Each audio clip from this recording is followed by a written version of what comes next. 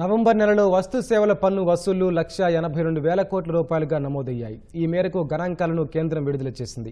గత ఏడాది ఇదే నెలతో పోల్చితే 8.5% పెరిగినట్లు తెలిపింది. సిజిఎస్టీ రూపంలో 34,141 కోట్లు, ఎస్జిఎస్టీ రూపంలో 42,047 కోట్లు, ఐజిఎస్టీ రూపంలో 91,828 కోట్ల రూపాయలు సమకూరాయి. సెస్సుల రూపంలో మరో 13,253 కోట్లు వచ్చాయని కేంద్ర ఆర్థిక మంత్రిత్వ శాఖ తెలిపింది. నవంబర్లో 19,259 కోట్ల రూపాయల విలువైన రీఫండ్లు జారీ అయ్యాయని, గతేడాదితో పోలిస్తే వాటి విలువ 8.9% తగ్గినట్లు కేంద్రం పేర్కొంది. దేశీయ లావాదేవీలతో అధిక మొత్తంలో రెవెన్యూ సమకూరినట్లు పేర్కొంది. 2023-24 ఆర్థిక సంవత్సరంలో జీఎస్టీ వసూళ్లు 1.60 లక్షల కోట్ల రూపాయల మార్కును దాటడం ఇది ఏడోసారి. ఈ ఏడాది అక్టోబర్లో 1.87 లక్షల కోట్ల రూపాయలు జీఎస్టీ వసూళ్లు రెండో అత్యుత్తమ వసూలు కాగా, 2024 ఏప్రిల్లో అత్యధికంగా 2.10 లక్షల కోట్ల రూపాయల వసూళ్లు వచ్చాయి.